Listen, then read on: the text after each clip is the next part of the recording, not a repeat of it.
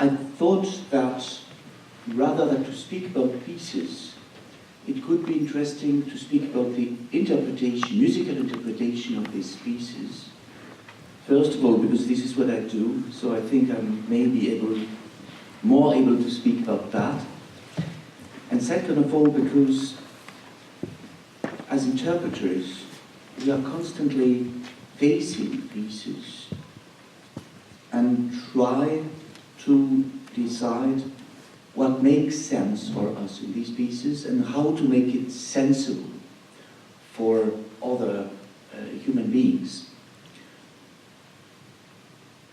Consequently, to forge an interpretation of a piece means to ask constantly what is the identity of this piece and which rendition we could have for making this identity catchable, so to say. Of course, the focus in terms of preparatory has to be Ligeti for obvious reasons, because of this marvelous festival. I thought that I should use pieces that I will play tomorrow, so that the pieces we study today will be heard completely tomorrow. I thought that Beethoven should not be out of our game today. It's a part of the program, in order also to catch why Beethoven and Ligeti. And I thought that I should extend the repertory to other compositions to understand better maybe how flexible we have to be interpreters depending on the repertory we are facing. So the first piece in tomorrow's program will be a piece of the first Hungarian period of Ligeti called Musica Ricercata. It was a moment when, having left the tonal logic, composers were fascinating by the number 12 for obvious reasons. 12 sounds at their disposal, how to organize them. And Ligeti delivers a piece with 11 movements. Why 11? Because in fact in each of them he starts with one note and reaches the next one, so that with 11 pieces one would reach the 12th note. That means that each of these pieces tell a different story about adding one note to a composition. Sometimes in a very discreet way, sometimes in a very funny way, sometimes in a dramatic way. In the case of the first piece, on a half dramatic, half humoristic way, the entire piece is the construction of a phenomenal suspense with one note, first piece, 1A, and finishes as a last note with the second note, a D, that we have been waiting for 3 pages. Now, if the piece starts with a kind of theatre show,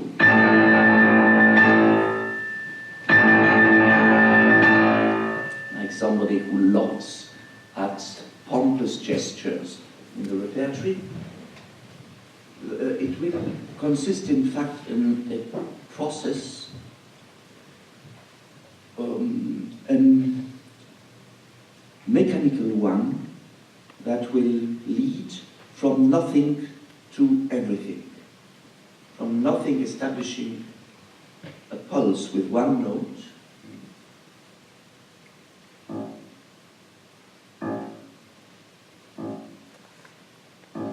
then motoric,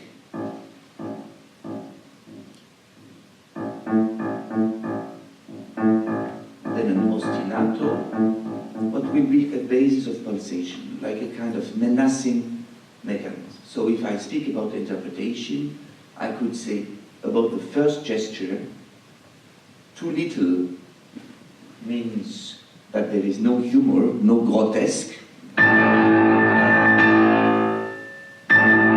would be extremely serious, and too much, of course, is too much, as ever. So I think interpretation, like judgment, is the right balance between parameters. And later on,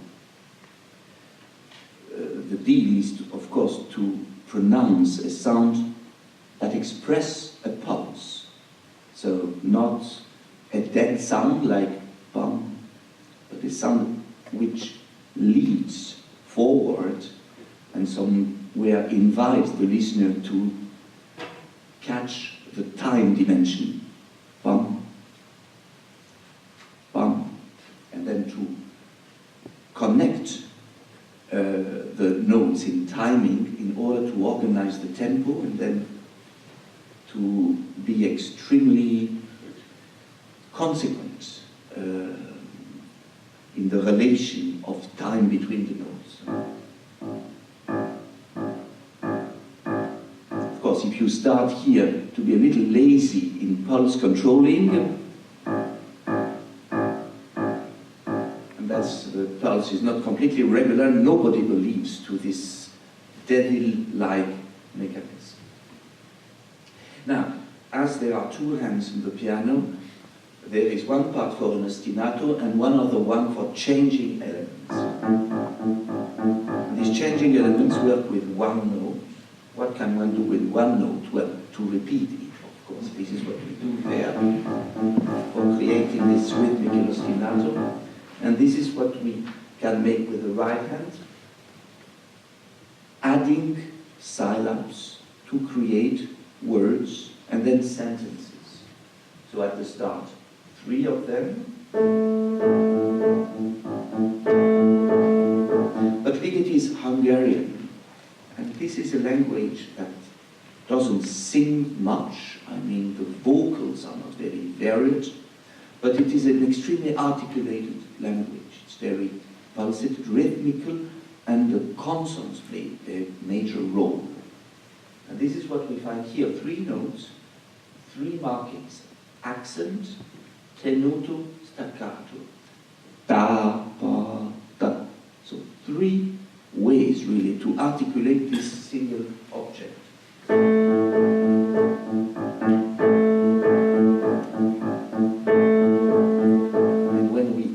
Then a development to this first cell with a very Hungarian one, the famous pa-pa and rhythm with 2 equal notes, as is we make with the foot.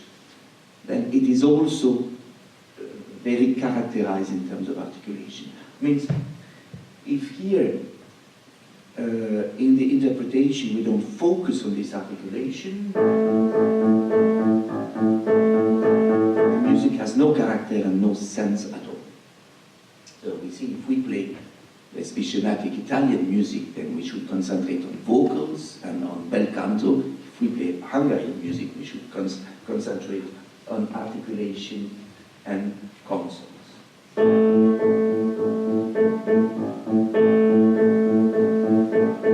Now, what can do a composer with such a simple basic material if he wants to vary his music?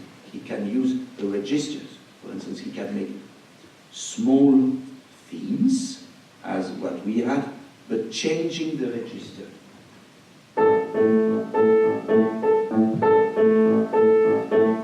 Then, of course, if in the perception we want to listen to a melody traveling between registers, the interpreter has to pay attention to lead this melody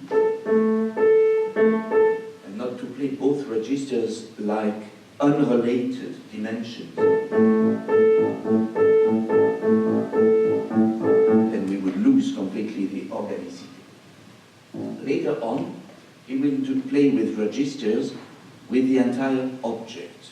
It means not only inside the object, from note to note, but from, let's say, small melody to small melody.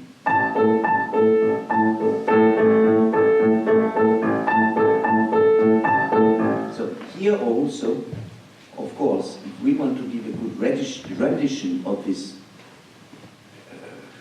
very special order somewhere, we have to follow this order and to make very clear to the perception that at this moment he develops the piece by starting to work with register, etc., etc. And then he will do like Beethoven or Haydn, or Beethoven and Berg, when he wants to make more drama, he will reduce his theme, repeat it, but reduce it. So instead of we'll have only, and then only. So he takes the scissors and he takes a cell, very often the cell at the end. So at this moment, of course, we should keep in mind, as interpreters, and I think there are interpreters here, and therefore also I speak always on two levels, to keep this addition of small cells. We don't have a linear music. We are adding all the time these small elements, what creates much more energy. And of course, keep articulation and tempo and not have the kind of global playing or global perception for the listener. So this will be the focus for this very special development that leads to a moment of complete craziness, very integrated craziness, but extreme craziness, and with the note developing into the registers, Ligeti achieves the complete, occupying the complete register of the instrument. And then after having created an accelerando in tempo, doubled by an accelerando in the form by this process of cutting his theme little by little, he concentrates again only on the single note from the start, repeats it, but with a rhythmical accelerando.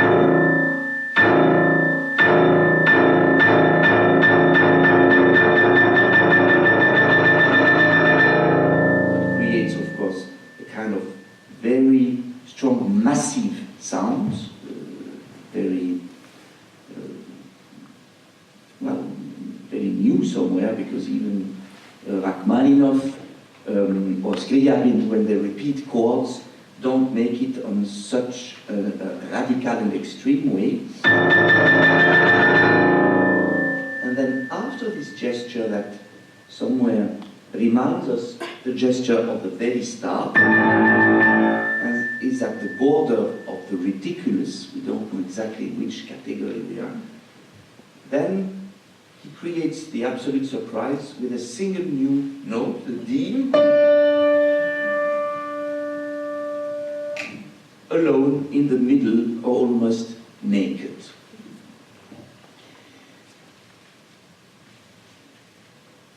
So we see in this piece that he integrates extremes, extremely little in the material, extremely much in the gesture, the development and the use of registers.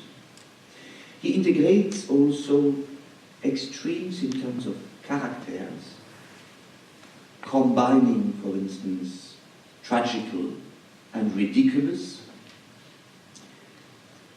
And somewhere the piece can have its strengths when with so little material it contains in the presentation, the interpretation, the combination of these extremes.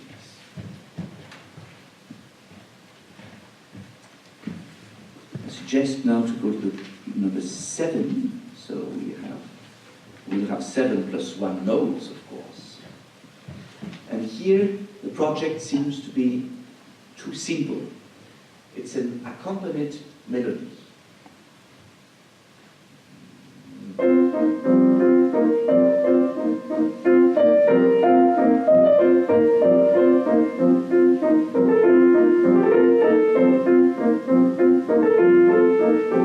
Or the melody would sound like that if Ligeti had written simply a transcription of a Hungarian folk song. But of course, he's interested with other dimensions, more than what Bartók has already done. So, the accompaniment is pentatone, or pentatonic, how do you say?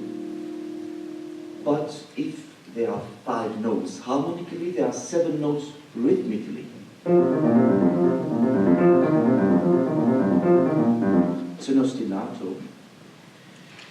And this ostinato in 7 is a dry ostinato, but quite fast.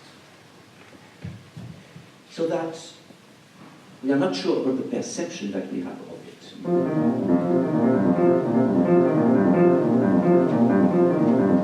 Is it a rhythm in 7,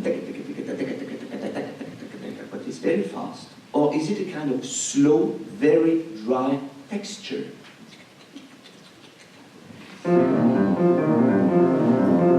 Like what he will compose systematically in the 60s, when he will find his most original style. We are probably at the border between both.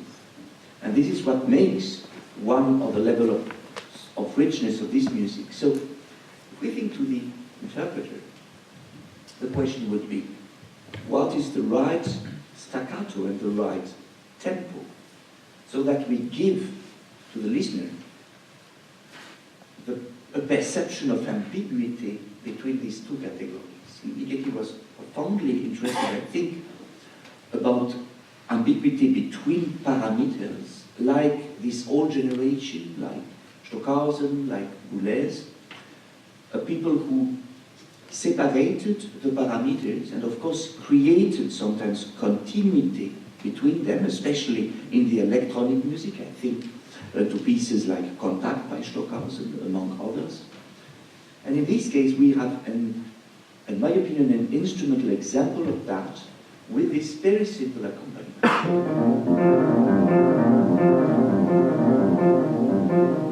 Now, the melody, this childhood melody that Ligeti has used often, starts.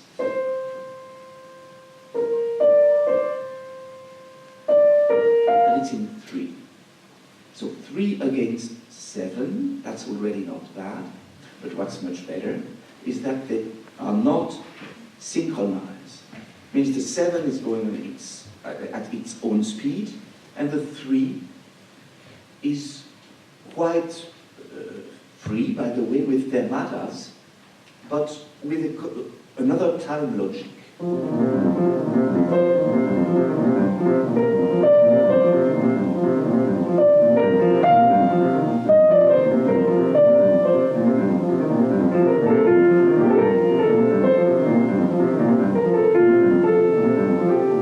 So we have this ostinato against the rhythmical variety of the melody. We have the 7 against the 3, so that we can't establish a rhythmical correspondence. But we have also no synchronization at all, and we have also an accompaniment pianissimo, like at a distance, a song solo, much closer and very expressive.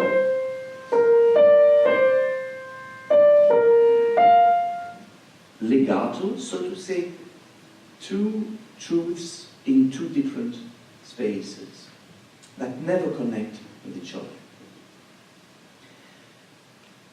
Additionally, the ostinato remains at the same place all the time.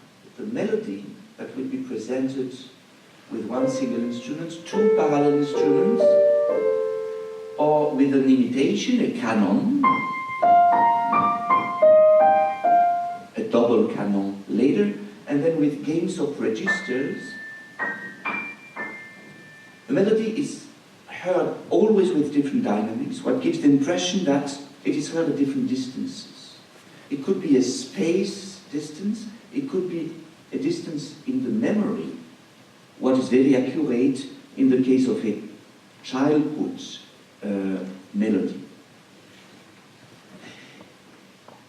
So, in terms of interpretation, the deal would be, how can we have, having learned to synchronize hands completely desynchronized, but also in different worlds, with one traveling closer and less and singing on an expressive way, and the other one remaining extremely mechanical, or maybe not so much. Maybe one could decide to have it not completely mechanical, like playing with a barrel organ, but a little pulsated and danced, like, well, it's up to everybody.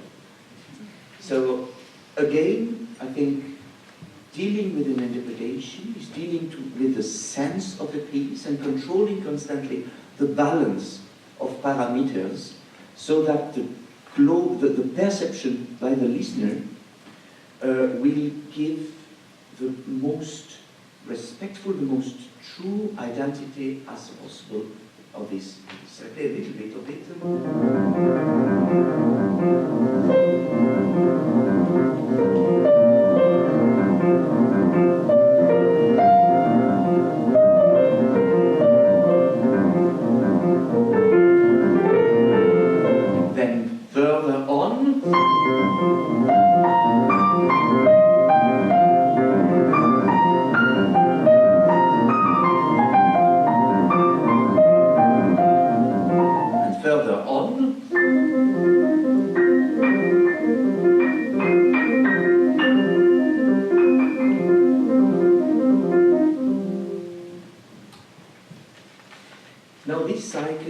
Composed during the Stalin's years in Budapest, where new music was strictly forbidden, and where composers who were modernists, for not going to jail, should hide their work, and therefore Musica Ricercata remained a manuscript for years and years, has been not published, and has been at the start premiered for a group of 3 friends and the composer's wife. In his middle period, he didn't use much the piano, apart in a brilliant cycle for 2 pianos that you have heard in this festival, a masterpiece called Monument Selbstporträt Bewegung. But then, in his 3rd period, in the 80s, when the age of postmodernism, when most of the composers adapted their style to a changing world, then he composed a piano concerto, etudes for piano, the trio that you listen to as well. That means that the use of the instrument piano corresponded very much to his new inspirations. And I will play now, give examples from 5 of his etudes that will be part of the concert tomorrow, and that showed a panel of his compositional ideas. The first one is called Entrelacs. In fact, this entrelac is not an entrelac of fades, but of bells. At the start of the piece, there are 2 bells, one in each hand, one with each of them with different speed.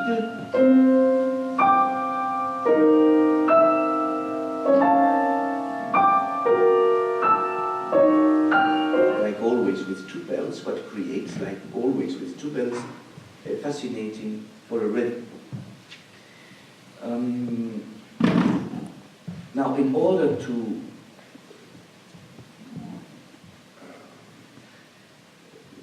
give a rich and interesting result with this principle, Ligeti adds layers of bells, and each of them will be heard at a different speed. Soon we have the 3rd level, faster and thinner, and then another one,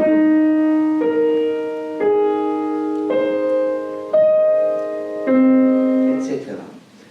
And if I play the start of the piece, at the start we hear clearly 2 bells, then 3, and then little by little we can't follow the polyrhythms or the polyphony, and we have a feeling of a forest of bells, and little by little, when the complexity is larger, then we lose completely, in my opinion, the perception of the first polyrhythm, and we have a kind of statistic music, extremely organized, or what he calls himself very often an organized chaos.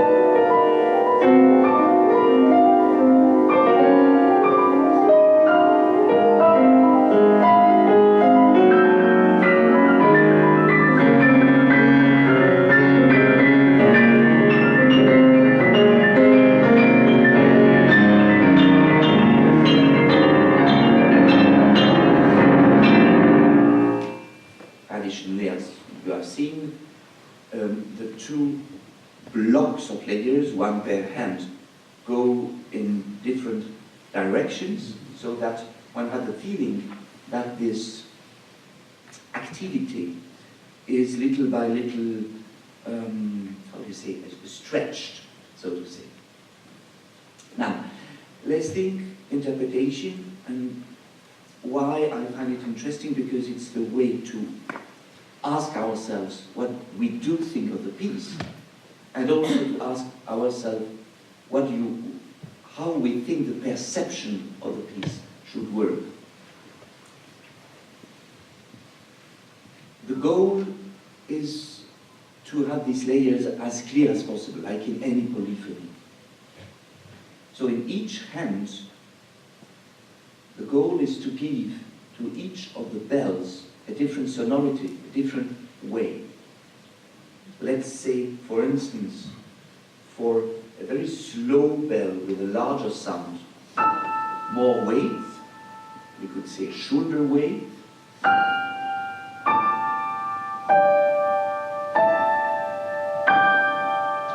Then for the next bell that goes a little faster, could have a thinner sound, and this is what asked the composer, mezzo piano instead of mezzo forte. We could have a weight, let's say, from the arm or from the wrist.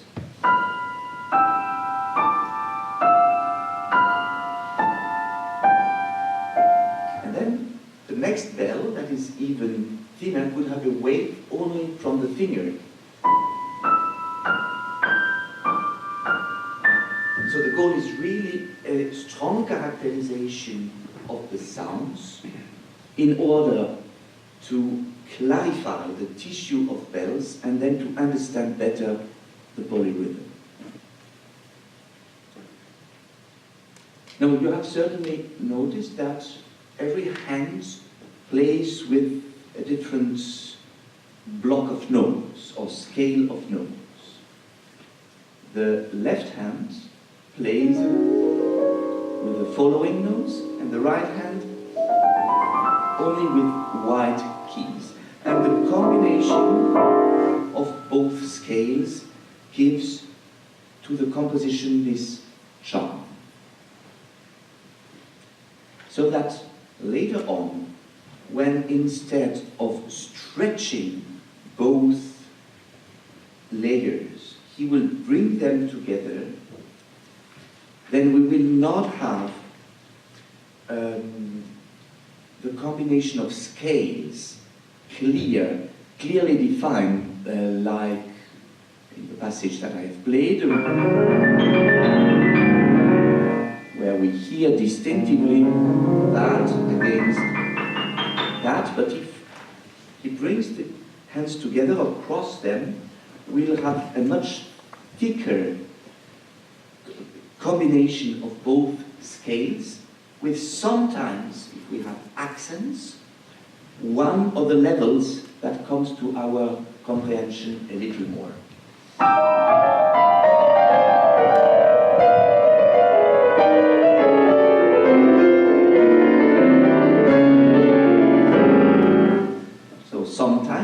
say that,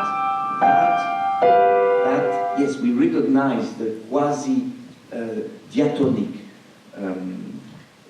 world of the right hand, and when we have on the left hand,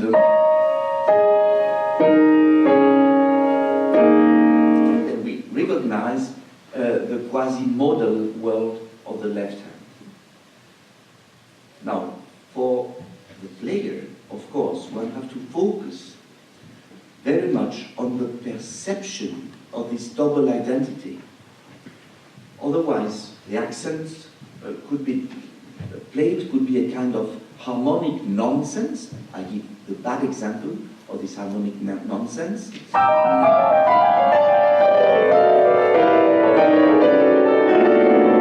just play, give more pressure, but I don't control with my ear the identity of this scale, this diatonic scale or this modal scale. Now, on the contrary, I try to play the accents so that each time we recognize the identity of each layer.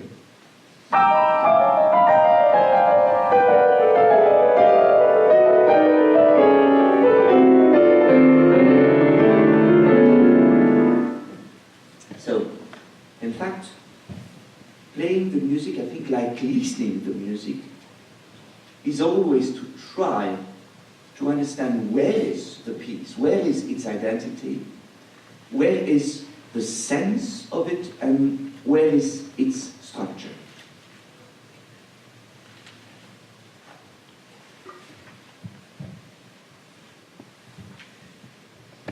The second etude, chord beat, starts from a very simple idea, the empty strings of string instruments, as if we had a huge instrument covering all registers from the violin to the double bass, or octobass even, and as if we would travel into these empty strings. In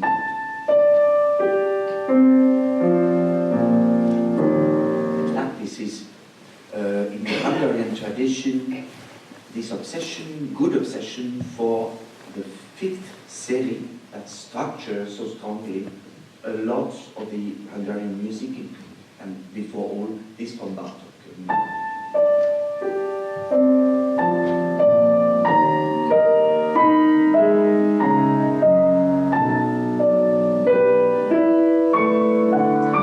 Now, you notice that when he just travels through this fifth set, moments, one hand picks up one of these things and make an ornamentation, chromatic ornamentation.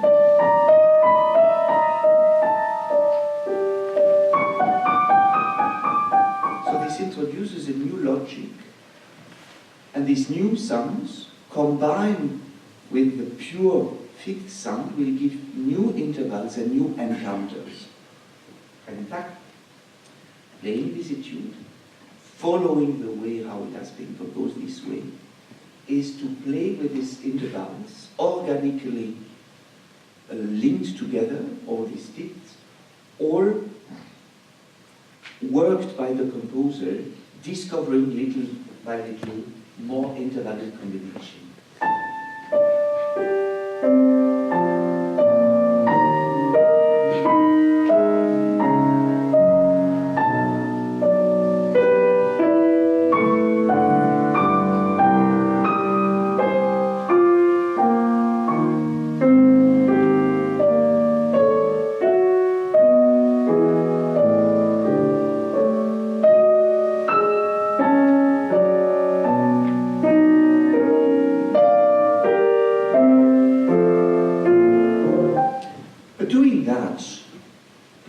Channels of fifth, the composer is designing the space, so to say, is traveling through the space in any direction, so that pulling these fades of fifths consists to describe, open, and almost paint a space.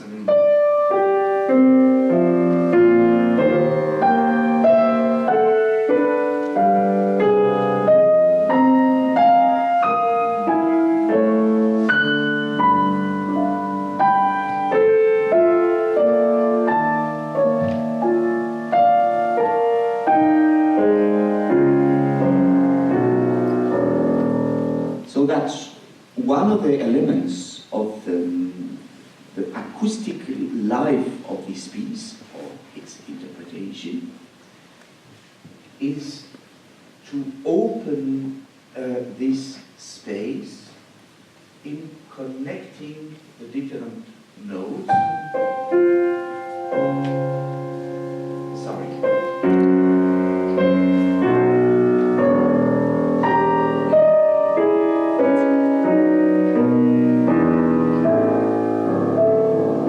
If you connect acoustically all the notes, you construct a space. On the contrary, if you play the notes independently, if they were not bound acoustically, as they should be in the soundboard, then the music doesn't give this feeling of space, it doesn't have this global dimension. I give this counter example or bad example.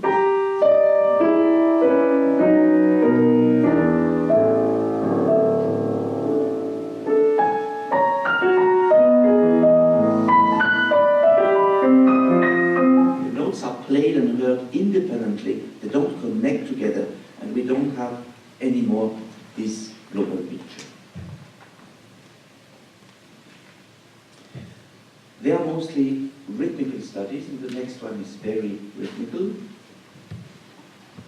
In this case, he creates rhythmical patterns, adding some very simple cells of one note, or two notes, or three. And the way to alternate or permutate these cells gives, as a result, an original rhythm, like this one. So it's like a theme, and it's played in ostinato.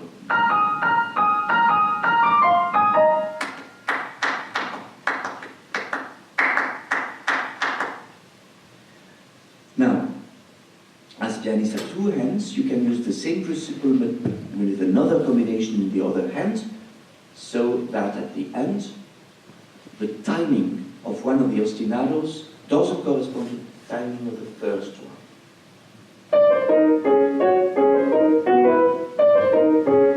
Well, the ostinato of the left hand is shorter than this one of the right hand. Consequently, even if one repeats the same ostinato, the general result, the combination, the polyrhythm, is always different and always new. So let's hear how he creates an interesting general polyrhythm at the start. I will accentuate a little bit the start of each ostinato so that we listen how each hand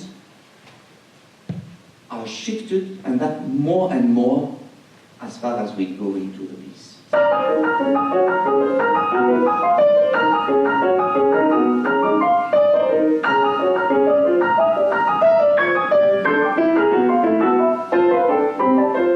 Etc. Now, the entire piece is a game with this principle. This principle comes from the music of Central Africa, but is interpreted by Ligeti. Of course, it's not pure imitation. And he let his double ostinato run, but then takes his knife of big architect and interrupts the process sometimes, and transfers the entire thing in another register. So he has a logic, but he works against his logic at the same time. And we will very clearly hear and observe these changes, unexpected, sudden changes in the large form.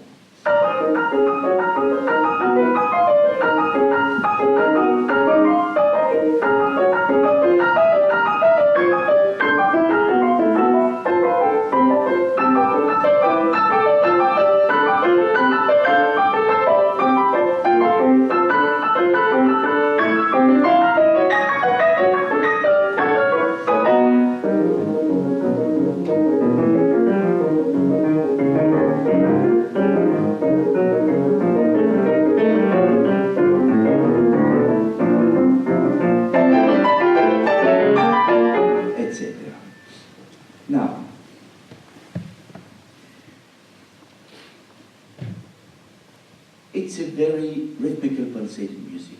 So we need a kind of motoric, very regular motoric. But it's not a mechanical music. So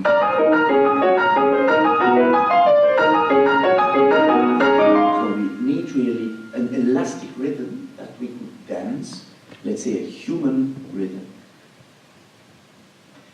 And this is not an African music, this is a music of a Hungarian who speaks this very special music, so articulated. So each of the small cells should be saved and comprehensible for its own sake.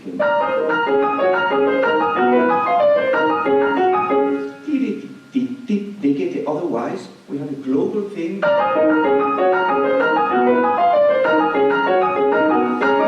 loses its character, its identity, and its life. And of course, it's also a game with melodies.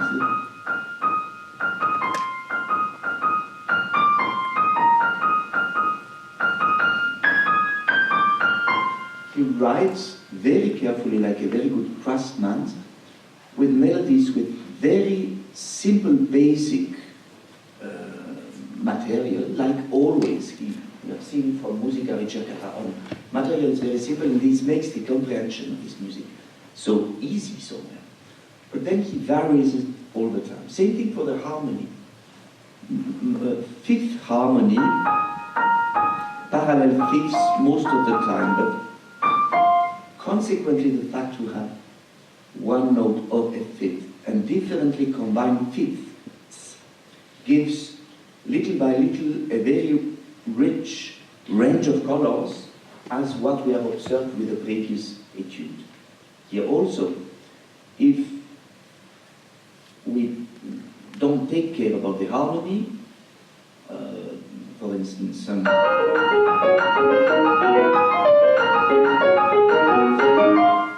we lose a dimension in the composition. If on the contrary we try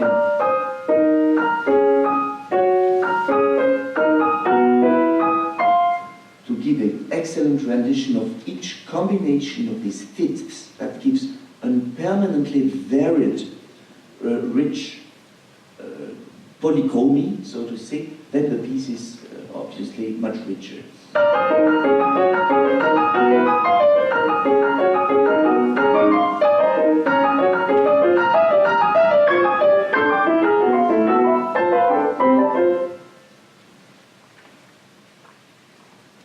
So somewhere, to make the right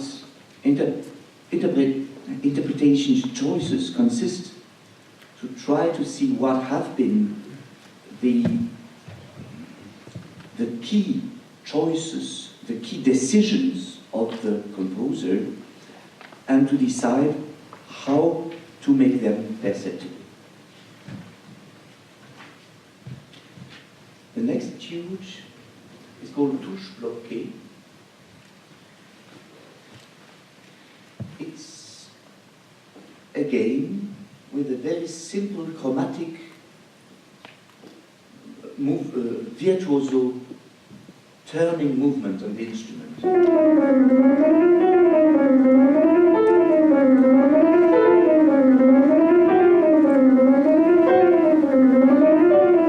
It's like a caricature of a piece by Liszt or this kind of. But now the Gagman Ligeti uses a trick discovered by a music inventor, so to say, the fact to block some keys in order to modify the perceived figure.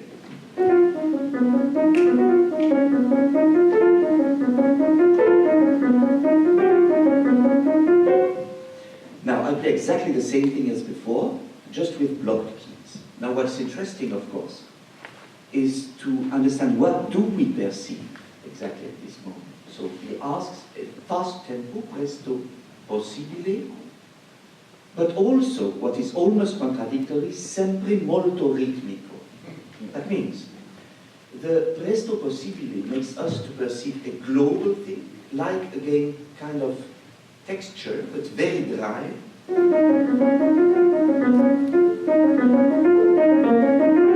this would be so fast it would be not perceived like a rhythmical tune. He wants a sempre molto ritmico. That means that what interests him is the result of this irregular, almost unexpected rhythm created by the block keys.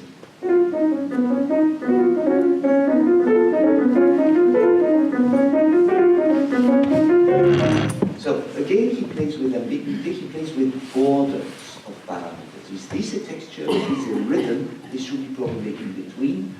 And this is the game of this piece. Now, because a too simple music is not interesting for a composer who likes rich ideas, one needs a level of complexity, then the remaining fingers in the left hand add a couple of pieces of dust in the territory of the other hand in order to bring a bit more trouble in the perception.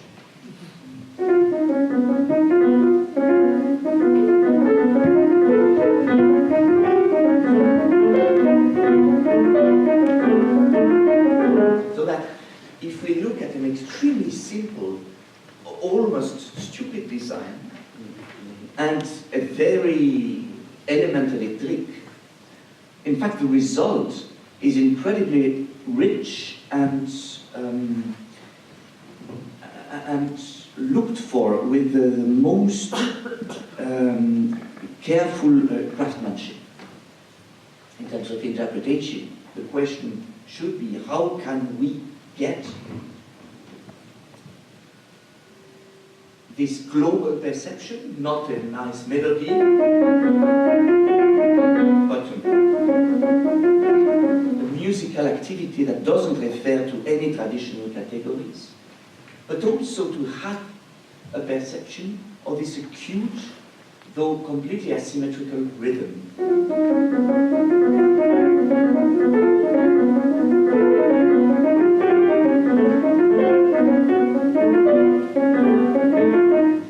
So, there is a physical difficulty. If you press a key, there is a certain resistance, so a certain effort for your work.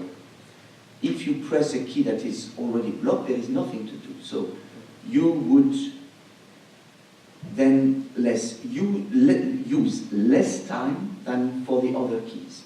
So to get the same time in both cases is really a challenge. And funnily, this etude that seems to be one of the easiest one is, in my opinion, one of the hardest one, if one targets the musical result. And why? In fact, because the situation is unusual, so the manual sportive somewhere has to learn other physical movements. And the ear and brain educates the fingers, of course, as it. And the last etude is an interesting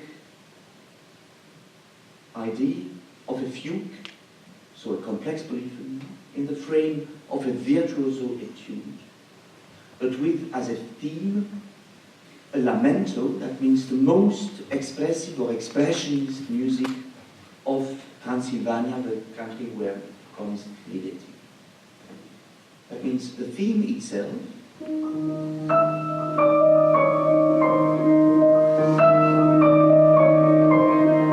seems to be too much, as if we have too much vibrato and expression.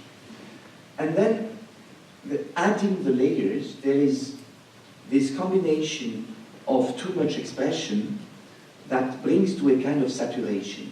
Or it would be saturation if Ligeti would not use what many composers of this generation use, that means layers of different time, of different speeds. Yes, of course, in an era that doesn't consider that there is one single time, composers also will not compose with one single time. Consequently, when we'll have a thick polyphony, like in the following passage, each of the lines are played and hopefully heard in a different speed. If I find it again, yes, here.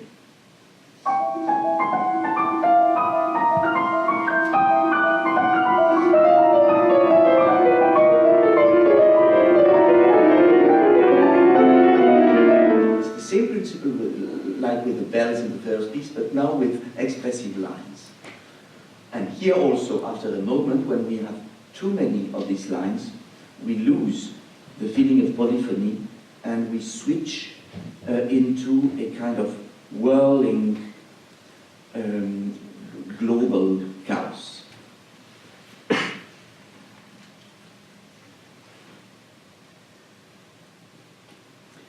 Now, as I see that time is running much faster than I thought, I think that we'll remain, if we want to have the time to speak a little bit, we'll remain with tomorrow's program.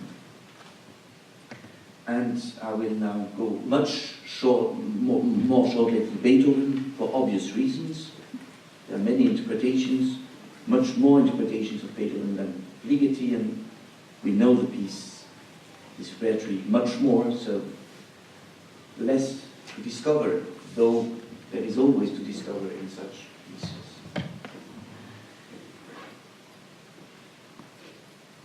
In fact, the question is always, I think, not to have in mind what is supposed to be done in terms of interpretation, or what is supposed to be the sense of a masterpiece, but always to face this masterpiece and to question it, to understand better how it is structured and how it has been done. Let's think to the start of the Hammerklavier Sonata.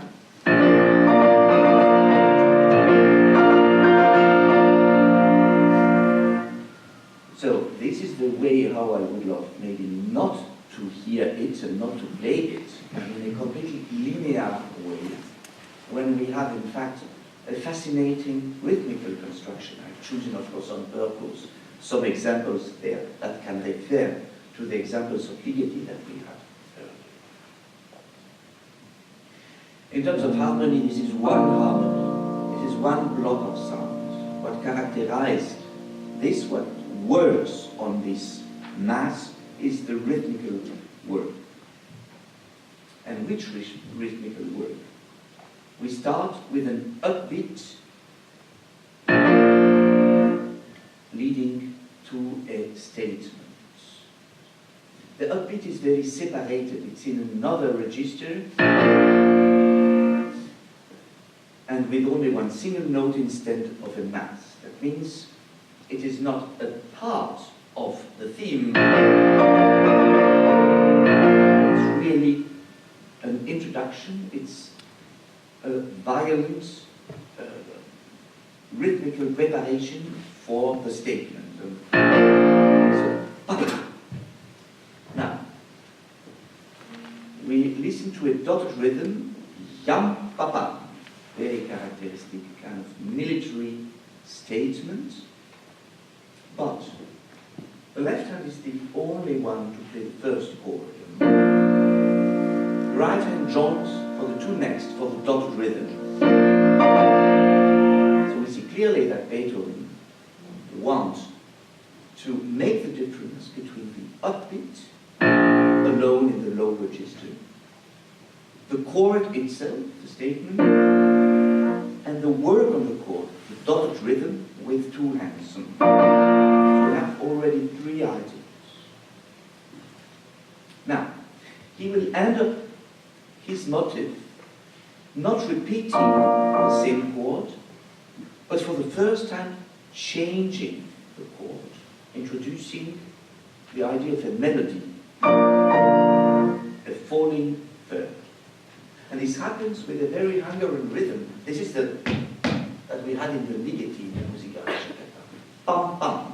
You know, the two equal accents at the end of a phrase, what is a Hungarian idiom integrated in the center, in the middle European music. So this is also at the end of the theme, a separated, very clear object. And for preparing it, we have another upbeat, not with one note this time, with two notes, yapapam. And like for insisting on the first note that is added, because at the start we had one note, now we have two notes. Then Beethoven introduces the E flat, what is a foreign note in the harmony, like for writing an accent, but in form of a melody. That means we have in this thing the upbeat,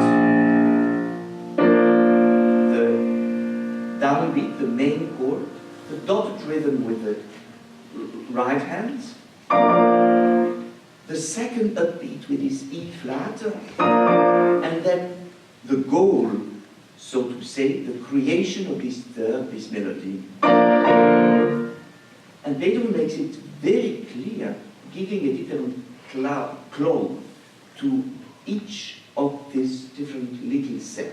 So, this famous theme is the accumulation or the combination or the composition of these 5 different functions and ideas connected together, and has consequently a phenomenal force.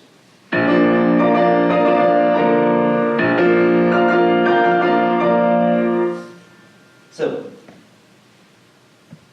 that's a fact. This is in the notes themselves. One can observe that. Interpretation starts, in my opinion, taking the right decisions for giving to each of these cells its proper life, in correspondence with what they will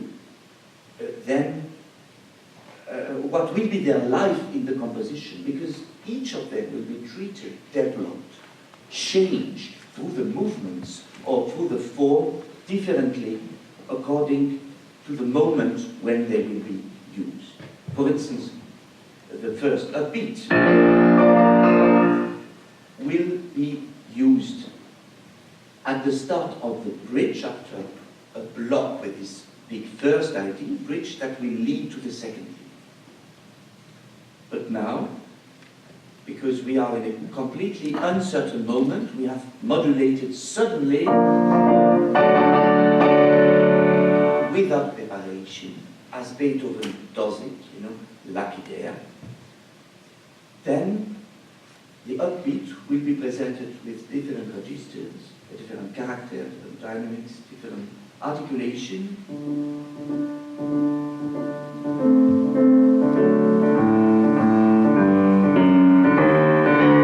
And repeated in order to stretch a big dominant chord and to bring the new tonality. They are, well, the piece is whole of such treatments of the cells, mothers, so to say, and on the way how they irrigate the different movements in order to create an organicity in the piece. This is characteristic of Beethoven. And it seems to me that the first step in an interpretation is to make a choice to present the idea at the start, and then to make them recognizable in their changes, so that at the end, the variety in the treatment of these cells happens in the frame of an organic globality that gives a rendition to the strength of the global architecture of the sonata. I will end with a short look to the second theme of this first movement. You remember?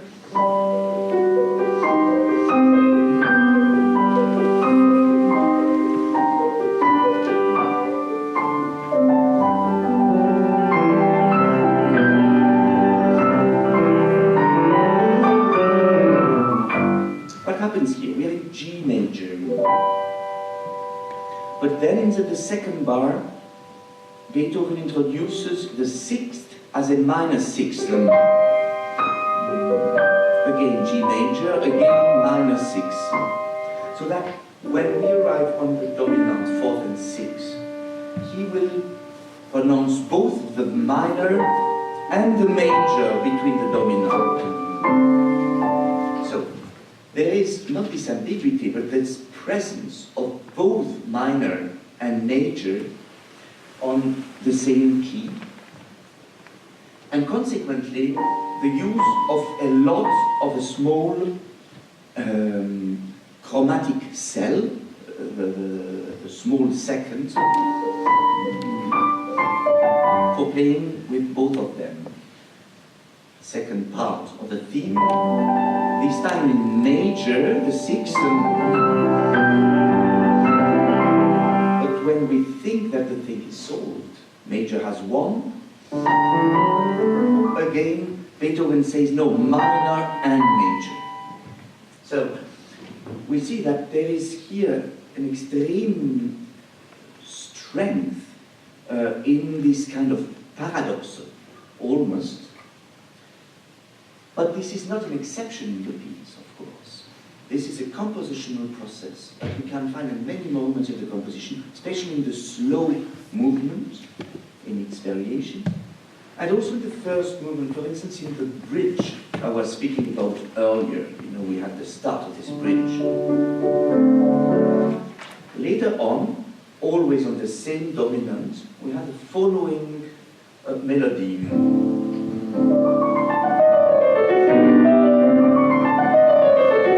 So this is dominant, and the resolution is both minor and major. And Beethoven writes two accents, two expressive accents. What is surprising is that this happens in a fast tempo. And in fact, in the dominant arpeggio, Beethoven inoculates this minor second that creates an ambiguity between tonalities.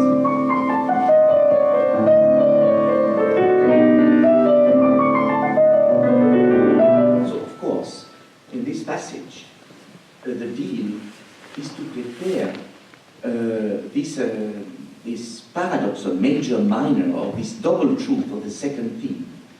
So it would be unimaginable to keep the tempo and to play it on a virtuoso neutral way, like, for instance, we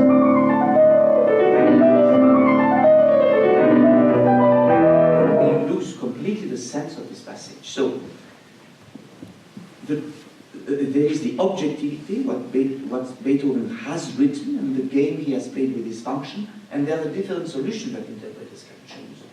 For instance, small changes, discrete breaks in the tempo at given moments, the resolution, for instance.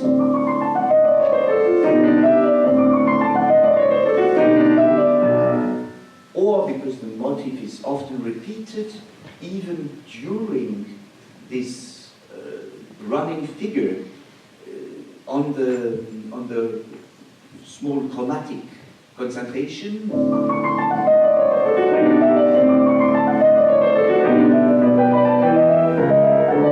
So of course there is an infinity of ways to give expression to a fact, to a compositional fact, and to make it in a way that relates the use of the same work, the same principle by the composer at different moments of his composition.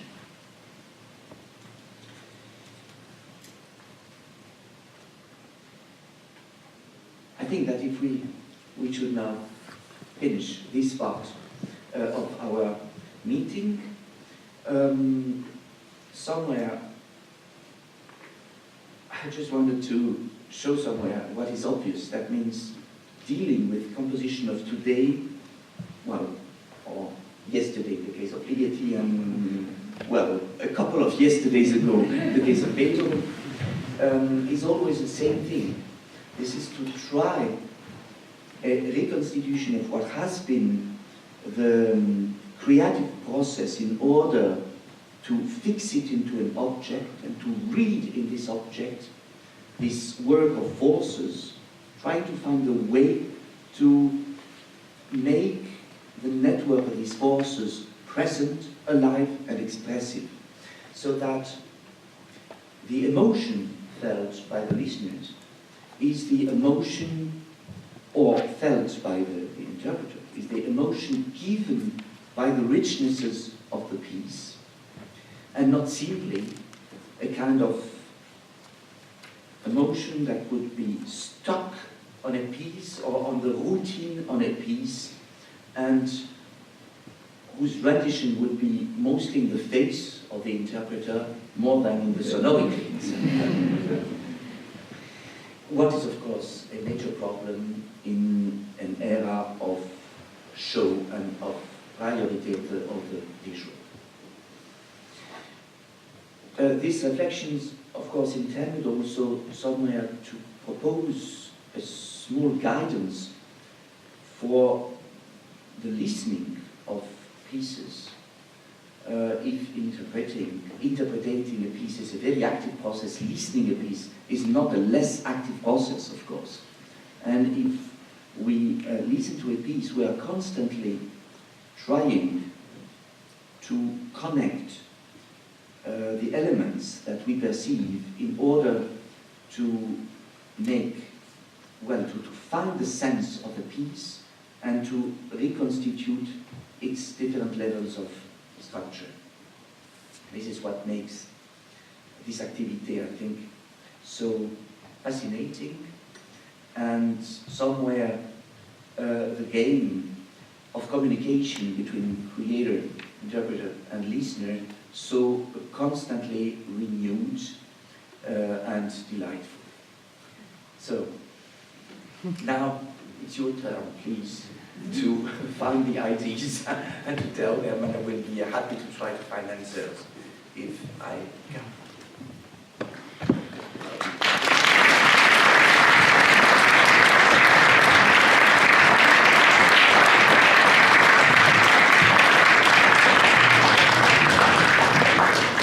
Of course, the number one is always the first to dive into cold water, has the hardest job, but knows that he will make the work much easier for the next people. Thank you for being the number one. I'm curious in touche bloqué. I'm curious in touche bloqué, the Ligeti etude. Towards the end, there's a lot more notes that are blocked, but you're hearing the tapping sound on the piano, and I'm curious what you think that that tapping noise plays in your sense of the piece. Well, it's a double game, I think.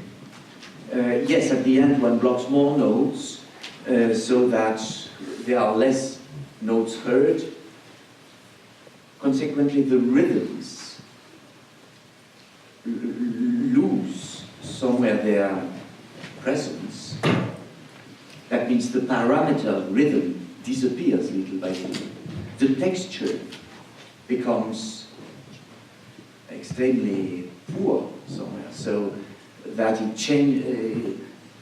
its identity changes somewhere, and the piece that was from the start on quite funny, but maybe with discreet smile, becomes at the end, rather funny. I mean, it's really one of the very good moments of humor in music. So serious competition with Haydn, no doubt, and Beethoven and Debussy. So it's also the way to turn the piece at the end into not too serious for somebody who hated to take him too seriously and who hated people who would take themselves too seriously, I think.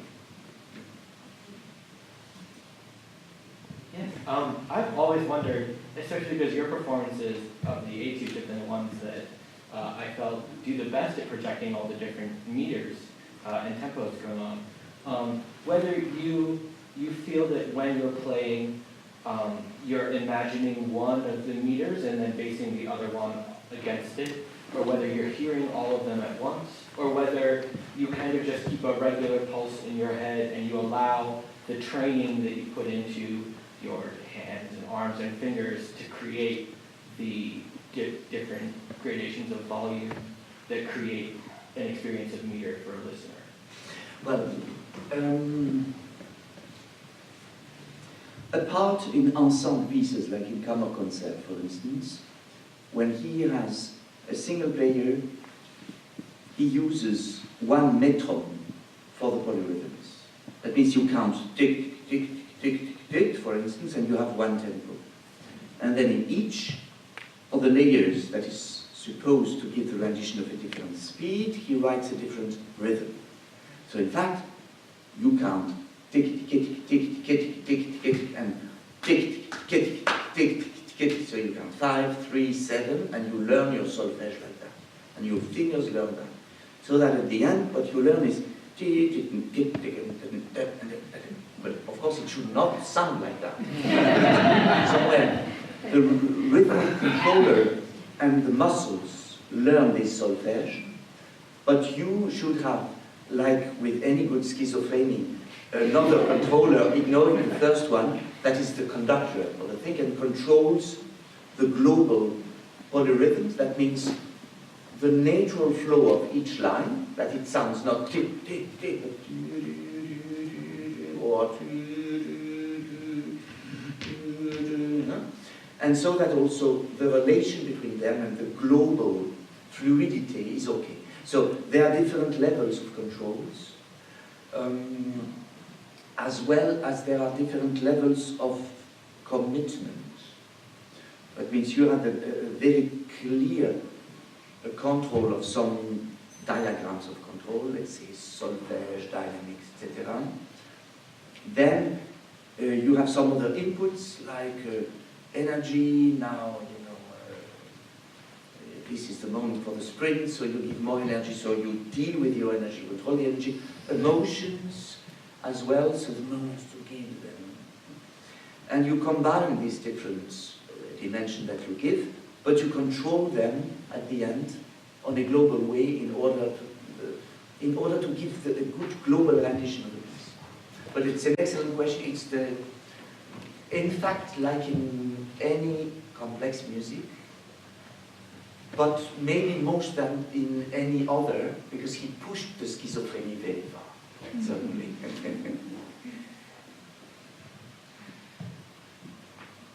When you're trying to decide between two different possible interpretations, or to look for the right interpretations, how do you think of the relation to, for instance, like what Ligeti had in mind? And if Ligeti were around, as he was for much of your performance career, would you want to ask him, like, oh, should it be more mechanical or more sort of playful pulse-like, or does the music gain that kind of independence from its creator? I see two levels of answer. The first one is to look for the truth, I can say. What this music means, what did the composer have in mind. And there, well, if you know the composer, it's a big plus. Otherwise, well, there are musicological ways and intuition, of course, so there is always a mix. Now, at a certain moment, you could say, now I have a relatively clear image of this piece and what I intend to do. That's level one. Level two is to get that even, because in order to get that, you will choose tempos, a balance between objectivity and emotionality, etc., all well known. But you don't get it all the time, because you are in different moods, because you are in different acoustics, and that the perception of your articulation, of your tempos will change in different acoustics. What is so important, because if you don't know the whole way you play, how can you judge of the rendition of it in the whole? So in principle, you have to know the whole well, and even the rendition could be different in different parts of the whole. And this counts very much for especially articulation and tempi. And often, what seems to be a very good tempi in the whole will be a bad tempi in the next one, as well as it could be a bad tempi for the microphones, for the radio, for instance. A typical example, you play in a very large hall like the Proms, London, great radio festival, Royal Albert Hall, huge hall. You have to over-articulate, to over-project what is always too much for the microphones, and an interpretation that seems perfect in the hall we look like with an abominable makeup for in the recording. So all is relative of that. We are just balancing parameters. It's a very interesting but troubling part of the job, obviously. You could have taken just one path with your talent and be an interpreter of music up to the 20th century. What attracted you into taking the risk of playing composers like Ligeti or Boulez? Because I think that risk is an important part in life. A life without risk is not a life. The problem, of course, is the balance of risk. And we know that, look, societies that overprotect themselves, or children overprotected, don't have good developments in life. And speak to artists, to economists, to politicians, to any people, to give the best of yourself is always to know how to balance the risk, isn't it? So I think that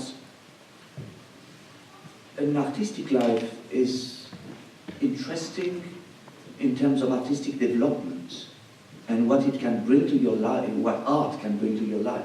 That means it's a permanent, it's a way of permanently opening the experiences, and among them the experiences of repertory. This is also, of course, very enriching because the styles and the epoch enrich them each other. And at the end, it's also, I think, important because as an interpreter, you are a visible person in the society. So you work on communication. And if you extend the repertory, you can also extend the communication. Yes, the question was clearly at an early stage, shall I be simply a specialist for Messiaen and Ligeti, and I would be then clearly where I am. First of all, it didn't correspond to my inner wishes, because I've always lived with many music that I needed to live with. Second of all, I thought if I want to be a good advocate for them, it will be a much better one if I play also Beethoven, and maybe not as good as their music, but however, hopefully not too badly. Let's say Beethoven, but it could be many others, of course. And it helps also to communicate to my colleagues. I mean, you are when we believe you much more, if one sees that you don't, it will be the worst, reject Beethoven and the others, but also try really to understand it and live and share it with the rest of the society. Do we have time for one more question? We're a little bit over. It's my fault.